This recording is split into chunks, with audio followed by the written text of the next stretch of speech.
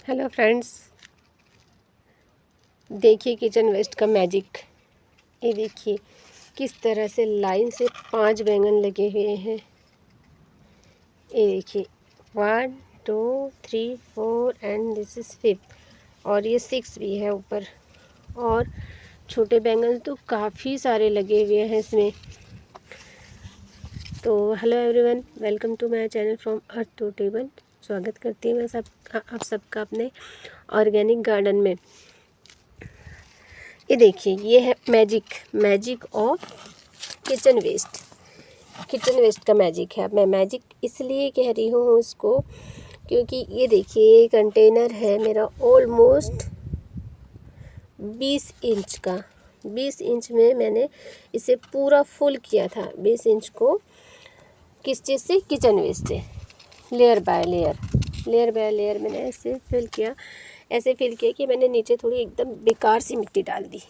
ऐसी मिट्टी जो बिल्कुल हार्ड थी, जिसमें जड़ें सर्वाइव नहीं कर सकती हैं, चिपचिपी सी मिट्टी जिसको हम किसी भी तरह से यूज़ नहीं कर सकते हैं। ऐसी मिट्टी से हम सीधा कंस्ट्रक्शन साइट से लेके आए हो। उस मिट्टी को मैंने इसमें बिछा दिया। उसके ऊपर मैंने सूखे पत्ते डाल दिए और सूखे पत्ते डालने के बाद मैंने किचन वेस्ट की एक लेयर डाली 2 दिन की। हमारे घर में 4 मेंबर्स हैं, 3 बड़े और 1 छोटा। तो इतने लोगों की सब्जियां कितनी निकलती है आइडिया सबको लग जाता है, क्योंकि आजकल फैमिली इतनी ही बड़ी होती है मोस्टली। तो मैंने 2 दिन का उसमें किचन वेस्ट डाला। देन उसके ऊपर मैंने फिर मिट्टी डाल दी। मिट्टी चाहे जैसी भी डाल दीजिए आप, पर नीचे एकदम बेकार मिट्टी डाली थी मैंने। उसके बाद फिर से मैंने उसमें सूखे पत्ते, कार्डबोर्ड, बच्चों की जो नोटबुक्स होती हैं, ख़राब बुक्स होती हैं जो किसी भी काम की नहीं रही, वो डाल दिए। उसके बाद फिर मैंने 2 दिन का किचन वेस्ट डाला, फिर मिट्टी डाली। ऐसे कर करके मैंने इसे पूरा फुल कर दिया। और जब ये पूरा भर गया देन उसके बाद मैंने इस पर थोड़ा सा गुड़ का पानी, गुड़ मतलब 2 टॉफ़ी जितना गुड़ और आधा कप दही, वो दोनों को बहुत अच्छे से मिक्स करके लगभग 1 सवा ग्लास पानी बनाया।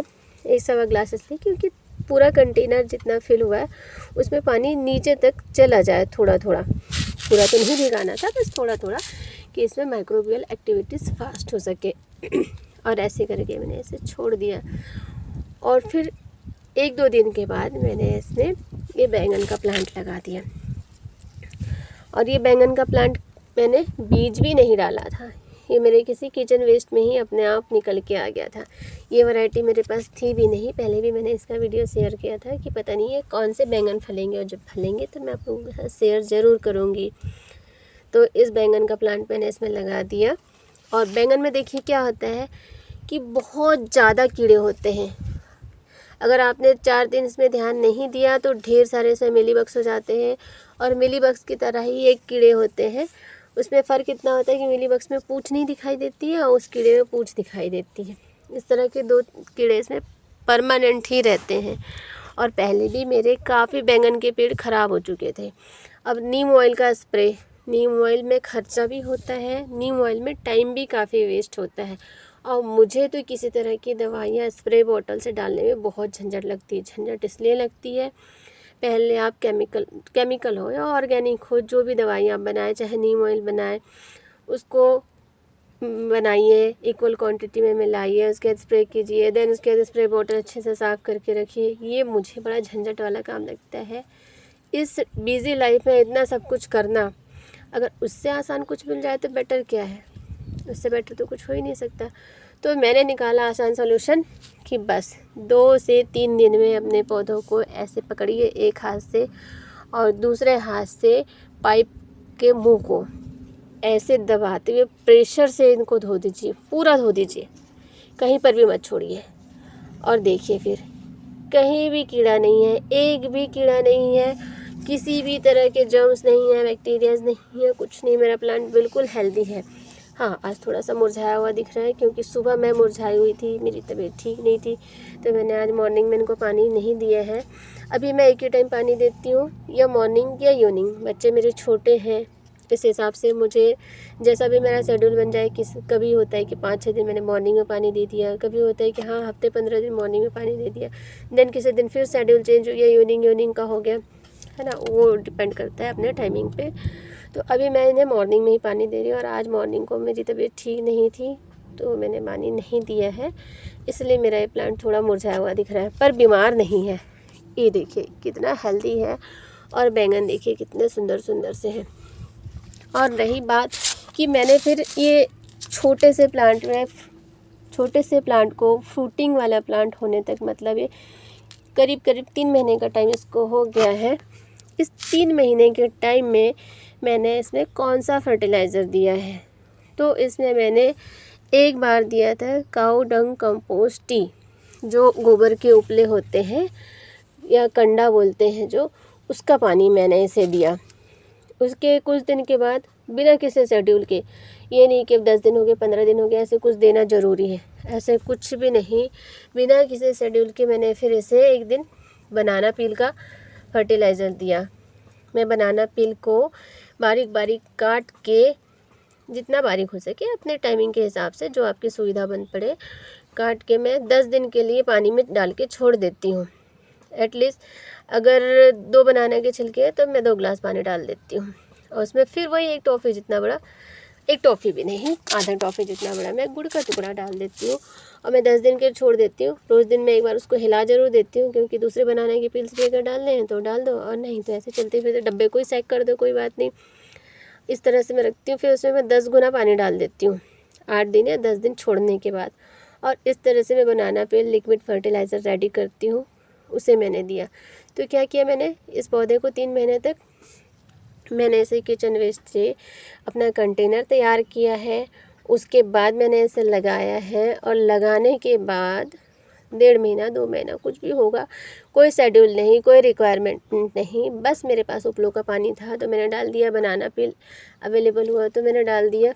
हाँ, एक चीज़ का शेड्यूल है कि पौधे को नहलाना बहुत ज़रूरी है। अगर हमने इसे 3-4 दिन या 5 दिन नहीं, 5 दिन अगर नहीं नहलाया, 3-4 दिन तो एडजस्ट करेगा, 5 दिन अगर हमने इसे नहीं नहलाया तो इसमें कीड़े हो जाएंगे, और कीड़े होने के बाद फिर आपका पूरा पौधा खड़े खड़े सूख जाएगा।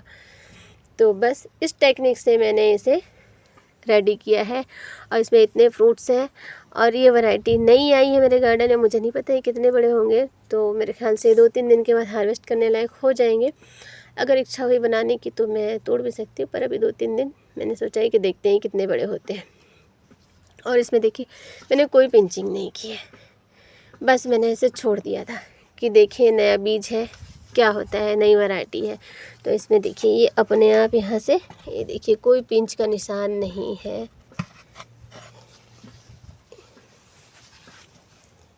ये देखिए कोई निशान नहीं है पिंचिंग का।